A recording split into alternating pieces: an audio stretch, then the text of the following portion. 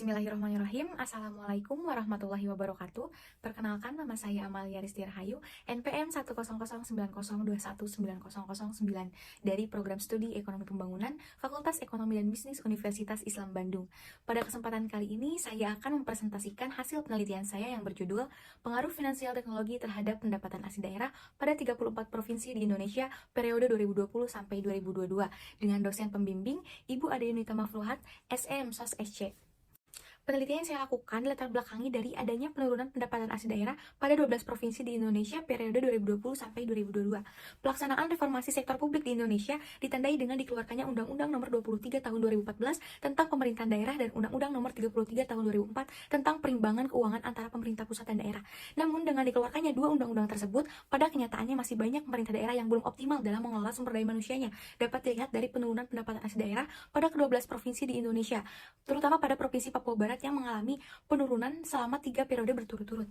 Peraturan Bank Indonesia Nomor 19/12/PBI/2017 tentang penyelenggaraan finansial teknologi menyebutkan jika finansial teknologi ini merupakan hasil gabungan antara jasa keuangan dengan teknologi yang hasilnya dapat mengubah model bisnis dari konvensional menjadi modern. Penyelenggaraan finansial teknologi di Indonesia pada tahun 2018 menginformasikan jika finansial teknologi peer-to-peer lending mengalami peningkatan yang cukup besar, yaitu sebesar 24% dan terus meningkat setiap tahunnya hingga sekarang. Dan dapat dikatakan, finansial teknologi ini dapat memperluas jangkauan penerimaan pajak di setiap daerahnya dengan menyediakan layanan pembayaran online yang mudah dan aman. Namun, masih terdapat peraturan yang belum cukup jelas terkait dengan bagaimana penggunaan finansial teknologi dalam meningkatkan perekonomian di setiap daerahnya.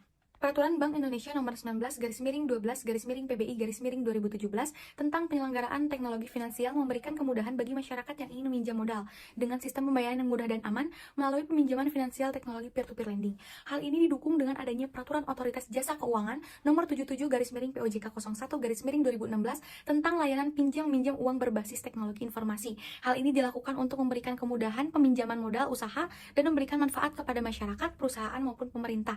Hal ini juga dapat meningkatkan perputaran ekonomi setiap daerahnya melalui pajak, retribusi pajak, hasil pengelolaan kekayaan daerah yang dipisahkan, dan lain-lain PAD yang sah. Dan itu akan meningkatkan pendapatan asli daerah pada setiap provinsinya. Adapun identifikasi masalah dan tujuan masalah dalam penelitian ini dapat dilihat sebagai berikut. Jenis penelitian yang dilakukan oleh penelitian ini yaitu kuantitatif dengan metode penelitian deskriptif dan verifikatif. Jenis datanya merupakan jenis data sekunder yang berupa laporan finansial teknologi peer-to-peer lending dan laporan APBD per provinsi di Indonesia periode 2020 sampai 2022. Adapun teknik pengumpulan sampelnya menggunakan non-probability sampling dengan metode sampling jenuh. Metode analisis data yang dilakukan yaitu analisis multivariat, yaitu analisis regresi data panel dengan menggunakan software FVIF 10.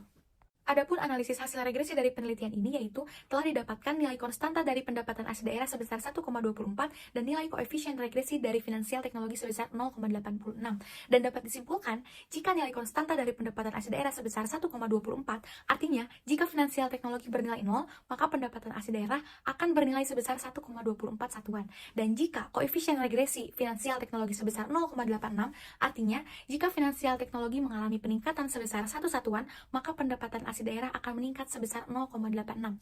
Adapun uji T dalam penelitian ini yaitu nilai probabilitas dari variabel finansial teknologi sebesar 0,00 kurang dari 0,05 dan hasil perbandingan antara T hitung lebih besar dari T tabel yaitu 32,018 lebih besar dari 1,984 dan dapat disimpulkan jika secara parsial variabel finansial teknologi ini berpengaruh positif dan signifikan terhadap variabel pendapatan asli daerah.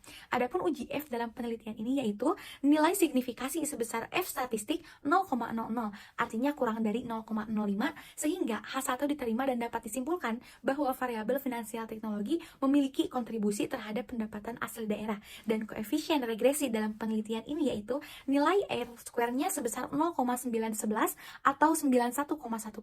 Hal ini menunjukkan bahwa variabel pendapatan asli daerah dapat dijelaskan secara signifikan oleh variabel finansial teknologi, sedangkan sisanya sebesar 8,9% dapat dijelaskan oleh variabel lain di luar model penelitian. Dari hasil analisis tersebut dapat disimpulkan jika nilai rata-rata finansial teknologi menunjukkan adanya peningkatan sebesar 8,6% pada periode 2020 sampai 2022, artinya pertumbuhan finansial teknologi di setiap provinsi mengalami peningkatan. Nilai rata-rata pendapatan asli daerah memiliki koefisien sebesar 1,24. Artinya, jika kenaikan pendapatan asli daerah selama 1 tahun, maka akan meningkatkan finansial teknologi sebesar Rp1,24.000. Begitupun jika terjadi kenaikan pada finansial teknologi selama 1 tahun, maka akan meningkatkan pendapatan asli daerah sebesar Rp1,24.000. Hasil penelitian ini menunjukkan jika finansial teknologi memiliki pengaruh positif dan signifikan terhadap pendapatan asli daerah. Semakin tinggi pertumbuhan finansial teknologi di suatu daerah, maka semakin tinggi pendapatan asli daerah yang diperoleh dari pajak daerah, retribusi daerah, hasil pengelolaan kekayaan yang dipisahkan, dan lain-lain PAD yang sah. Hal ini sesuai dengan hipotesis awal jika finansial teknologi ini memiliki pengaruh positif dan signifikan terhadap pendapatan asli daerah. Sekian dan terima kasih.